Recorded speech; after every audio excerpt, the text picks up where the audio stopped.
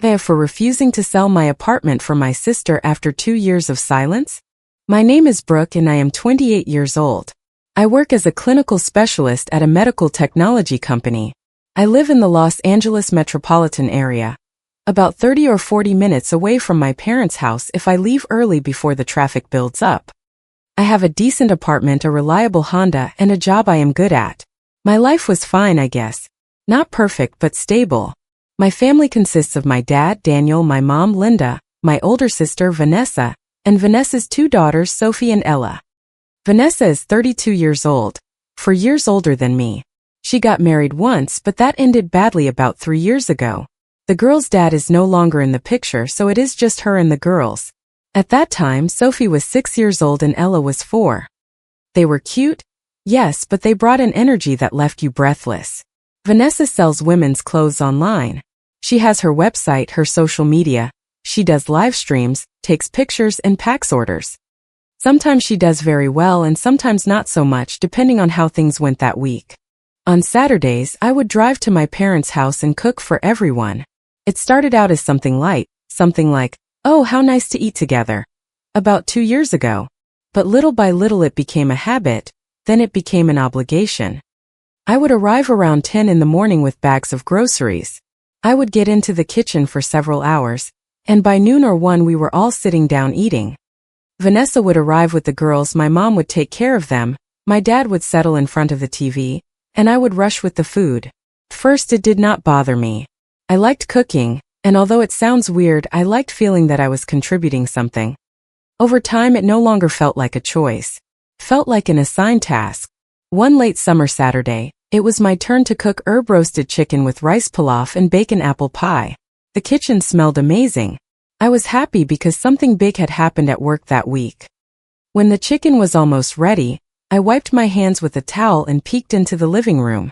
My dad was lying on the couch watching a football game. My mom was chasing after Sophie and Ella because they were running and screaming as if the house were a park. Vanessa was sitting in the dining room with her cell phone propped up against a glass, talking to the camera on a live stream to sell clothes. I took a deep breath. "Hey guys, I have some news." Nobody turned around. No, seriously, I got promoted at work. My dad did not take his eyes off the TV. My mom managed to grab Ella before she knocked over a lamp. Vanessa kept talking to her phone as if I did not exist. I stood there for a few seconds waiting for something, a reaction, a question, even just an, "Oh, how cool." Nothing. I went back to the kitchen and checked the chicken. My hands were shaking a little. I told myself it was nothing, that maybe they would react later, that they had indeed heard me. When the food was ready, I called them. "It is ready. Come eat." We sat at the table. I served the rice and the chicken. I put out the sides, everything. I cut the pie and left it ready. And I tried again because the truth is, it made me angry to stay quiet. Like I told you earlier, I got promoted. Now I am a senior clinical specialist, and I am getting transferred to the Denver office. It also comes with a raise and a relocation bonus. My mom was cutting the chicken into little pieces for my nieces. "Cut them smaller, Brooke," she told me without turning around. "They are too big." My dad served himself as if nothing had happened. Vanessa finally looked up, but not to look at me.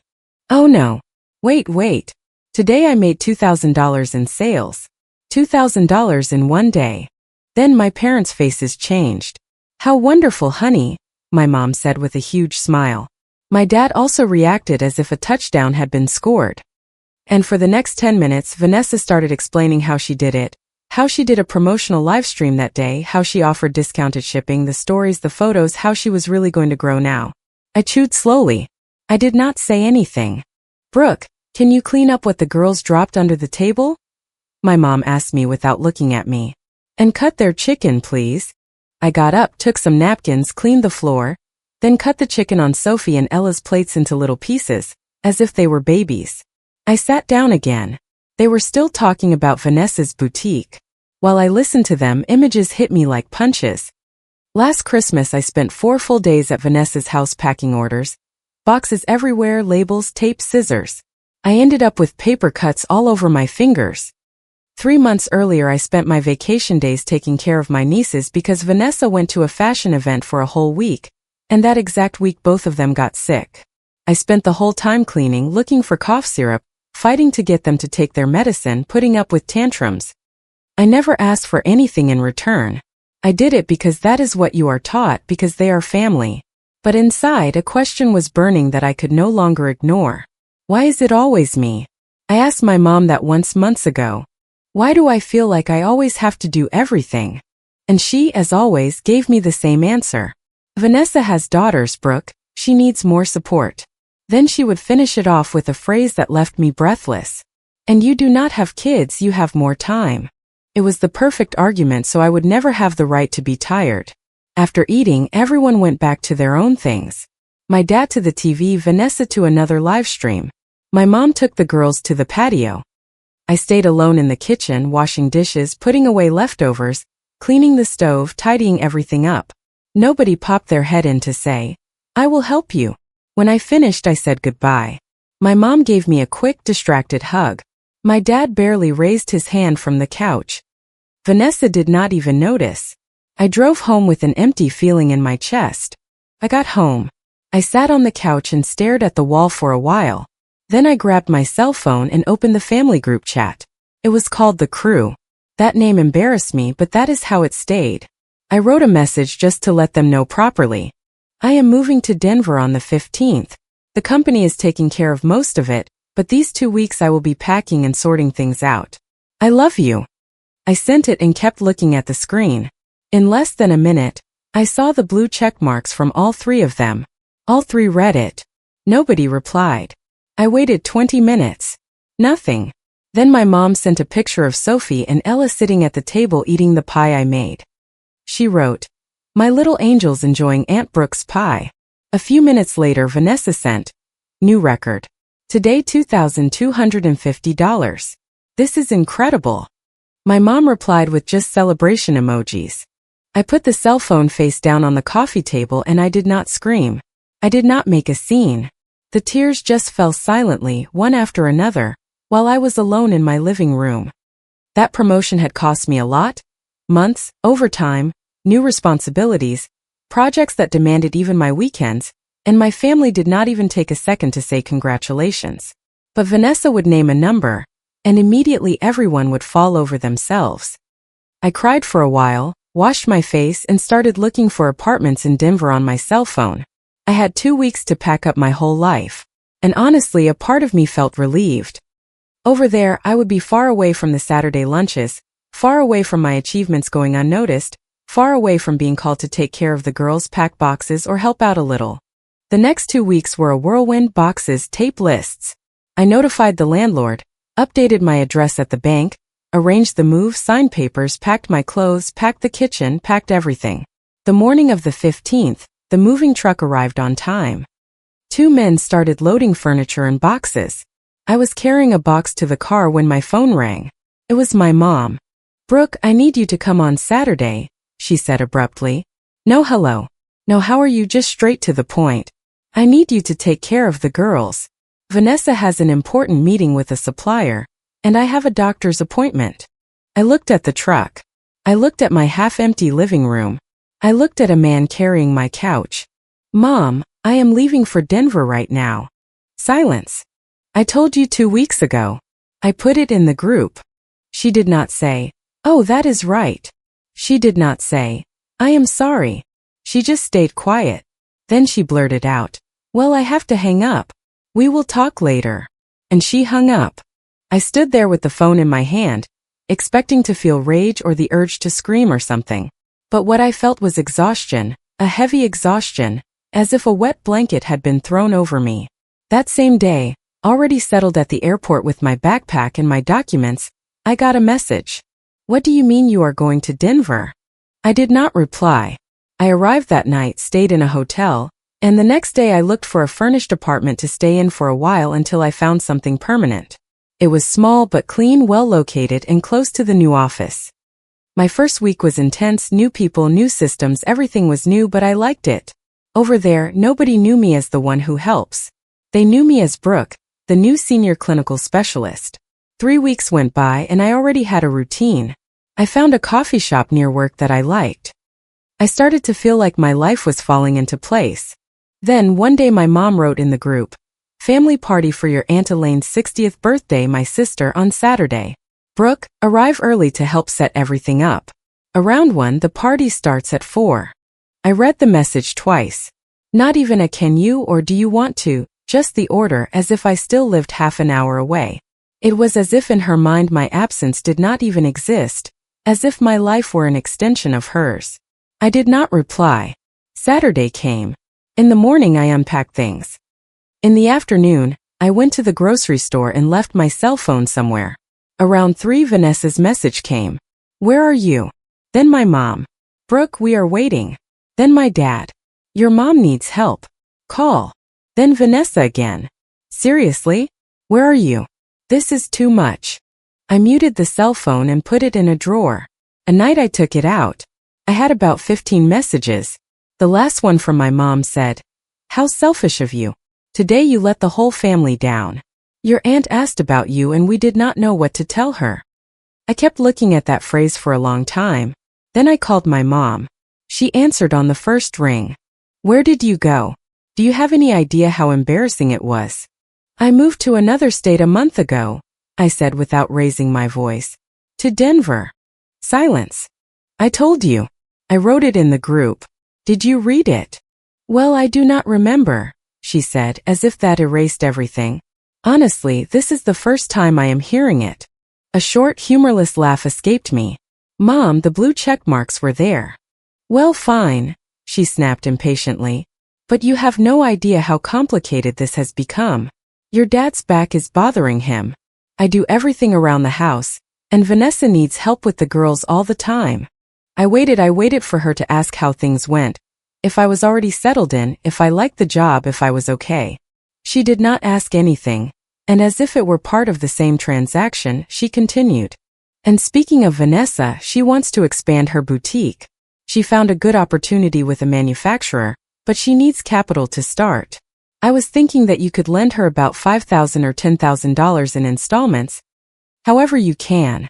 With your promotion and the relocation bonus, well, you must have it." My chest felt tight. "Mom, I have to hang up. I am busy." "Wait, what about the money?" I hung up. I sat in my living room. In a city where nobody asked me for anything, where nobody expected me to solve everyone's life.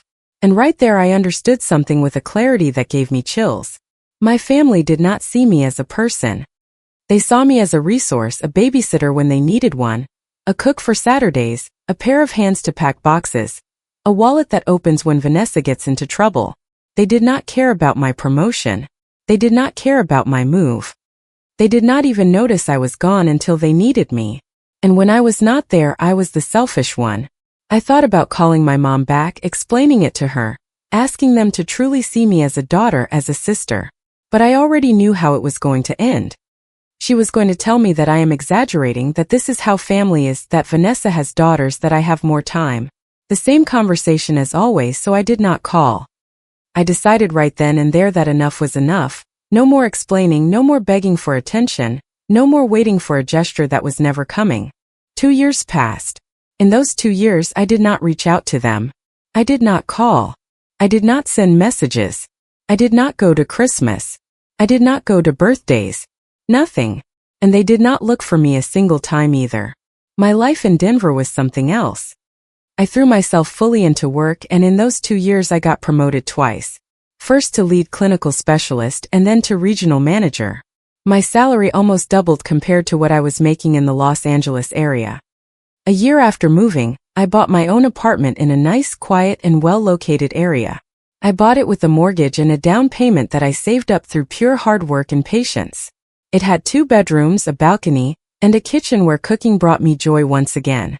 It was mine. Truly mine. I also adopted a dog, a poodle named Finn. He was smart, energetic, and with him, the apartment no longer felt so silent. 3 months before all this, I met someone. His name is Derek and he is 33 years old. He has a small company that manufactures rehabilitation equipment for physical therapy clinics. We met at a dog park. He brought his hound, Cooper. Finn and Cooper got along well from the first second. Derek and I started talking. He invited me out for a coffee, then to dinner, then to another one, and before I knew it, we were already together. One Saturday afternoon, my Aunt Diane, my mom's younger sister, came to visit me. She was always different, not perfect but different. I had stayed in touch with her. Messages from time to time, an occasional phone call. She was the only one who genuinely asked me how I was when I moved. She walked into my apartment and stared with her eyes wide open. "Brooke, this is gorgeous. Have things been going well for you?" We sat down. We talked for hours. She told me about her work, her kids, her life. I told her about mine, about Finn, about Derek. Before leaving, she asked me if she could take a picture of the living room. "It just looks so pretty," she said. "I want to remember it." Diane was the type to post things on social media without overthinking it. I said yes without thinking much of it. That night she posted the picture on her social media and tagged me. She wrote something like, "Visiting my niece Brooke in her gorgeous home. She has her own place, an amazing boyfriend, and a life that makes me proud." I smiled when I read it. Felt good. It was as if finally someone in my family acknowledged what I had achieved. But then the comments started. Relatives I barely know asking what area it was in, how much an apartment costs there, if Denver is expensive. And then I saw my mom's comment. "What happiness to see our Brooke doing so well. We are so proud of everything our Brooke has achieved." As if they had been there, as if they had been part of it, as if they had not erased me for 2 years. I closed the app. A while later, Diane sent me a screenshot via text message. It was from the family group chat, the group I had left 2 years ago. Vanessa had written, "Did you guys see what Diane posted? Brooke's apartment looks super expensive and she also has a boyfriend with a business. We have to see how she is doing financially. Maybe now she can actually help us." My mom replied, "Good idea. I will text her." I kept looking at the screenshot for a long time. Right, of course. That was why they were suddenly interested now. An hour later I got a message from my mom. "Brooke, my darling, your dad and I miss you so much. Too much time has passed. How have you been?" Before I could think about what to reply, I got another one from Vanessa. "Wow. Your apartment is amazing. I cannot believe how well you are doing. I am so happy for you." Then another from my mom. "We would love to come see you. We already bought tickets. We are arriving tomorrow at noon. We are coming, your dad, me, Vanessa, and the girls. It is going to be just like before." I read it all calmly. They had already bought tickets. They were coming the next day. They did not ask if they could.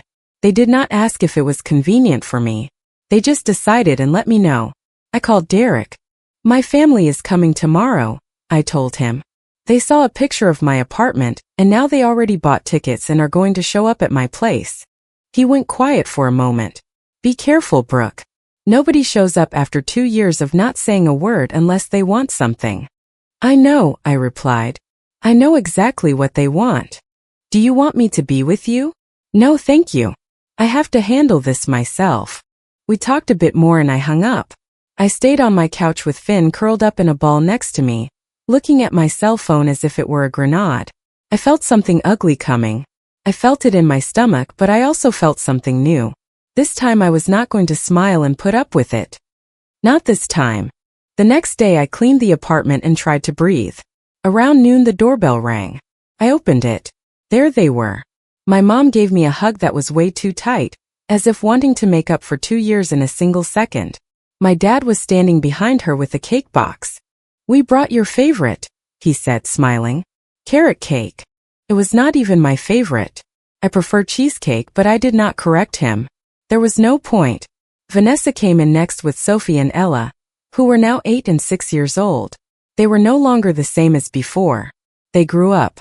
You could see it in their faces, their voices, the way they moved. And yet, as soon as they walked in, they started running around the apartment.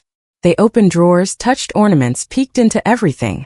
My mom looked around with that gaze that is not flattering at all. "Well, it is big," she said. "It looks expensive."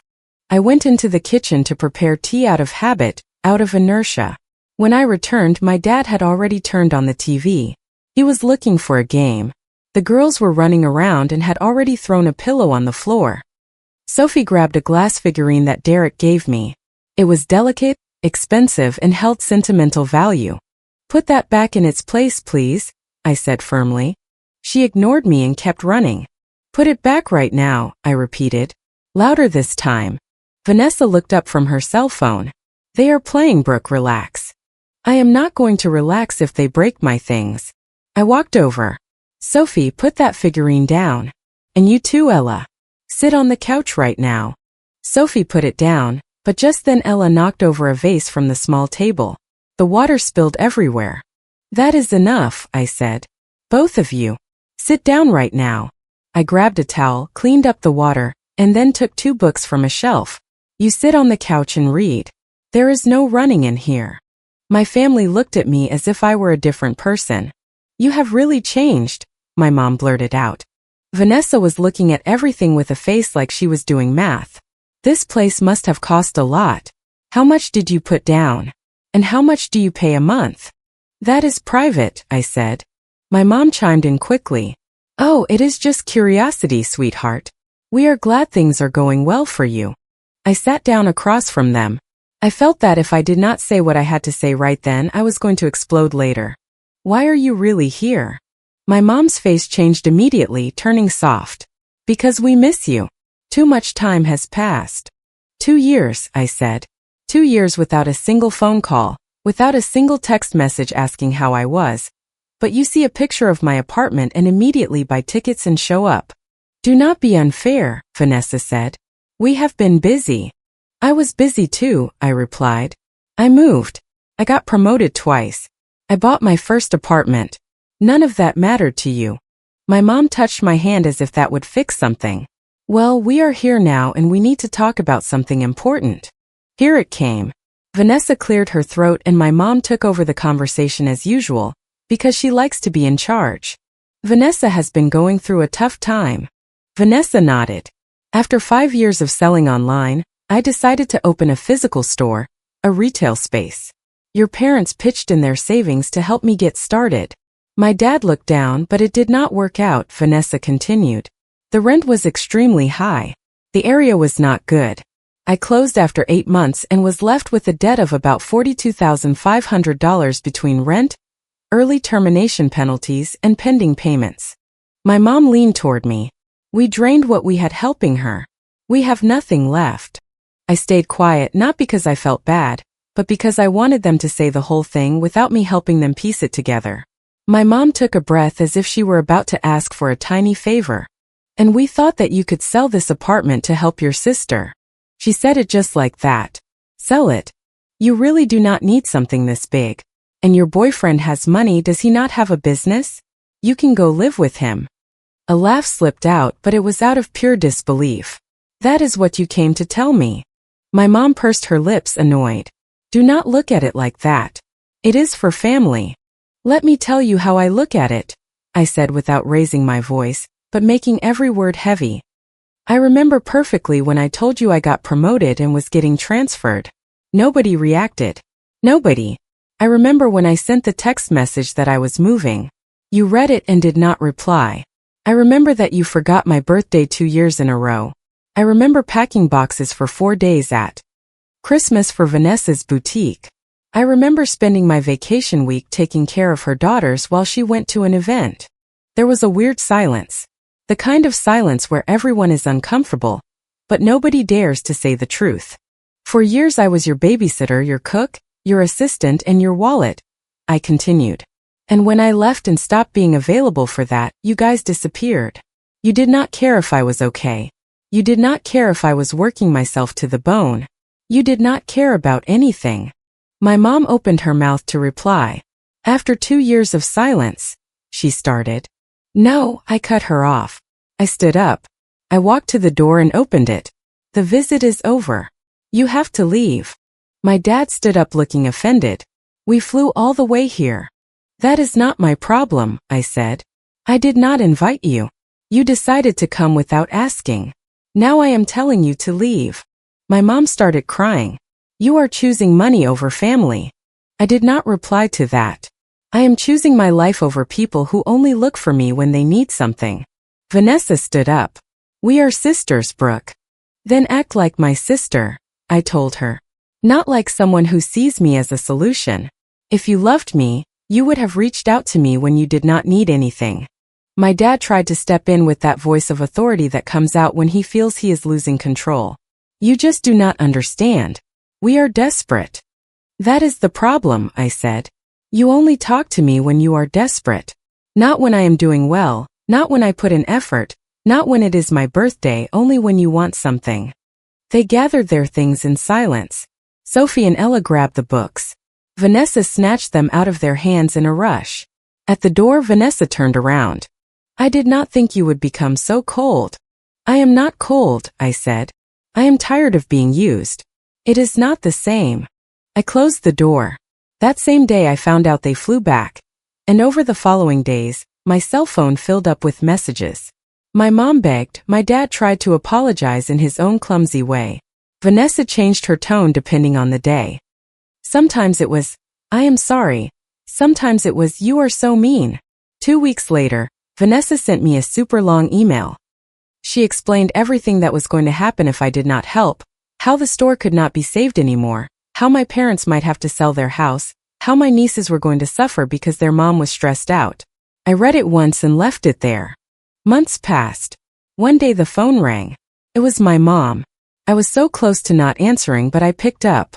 Hello, Brooke, she said softly. Her voice sounded different. It did not sound fake. I am calling to apologize for myself, for your dad, for Vanessa. We treated you very poorly and you did not deserve it. I did not say anything. I just kept listening. We want to try and fix the relationship, she continued. If you want to, on your terms. Whenever you are ready. I am not going to ask you for anything. I just want to listen if one day you will let me. I swallowed hard.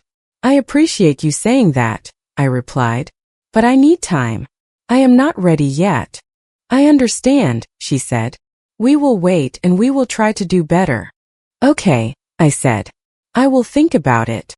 That is all we can ask for, she replied. Take care, Brooke. You too. I hung up. Some time later, Derek and I decided to get married the following year. We had not set a date yet, but we both knew. And if part of my family did not go to the wedding, that was fine. I already had a life, a real life, with someone who respected me, a job I liked, and a home that was mine. I was no longer that invisible girl who always fixed everything. Now I was Brooke, and that was enough for me. Comment. I really hope this story gave you something meaningful to reflect on today. Setting healthy boundaries with family isn't always easy, but it's essential for protecting your peace. I've learned that real self-respect begins the moment you decide it's okay to say, no. You don't have to keep pouring from an empty cup just to feel like a good daughter or sister. True healing often starts when we release the guilt of choosing ourselves first. It's perfectly fine to create distance, so you can build relationships that genuinely support and value you. Taking responsibility for your own well-being is never selfish. It's necessary. I gently encourage you to pause and ask yourself what kind of life and connections you truly deserve. Protecting your inner peace is one of the most loving things you can do for yourself and for everyone around you. If you're navigating something similar right now, remember you're not alone, and you have every right to choose calm over constant exhaustion. If you liked it, don't forget to leave a comment and support the channel by subscribing. See you in the upcoming stories.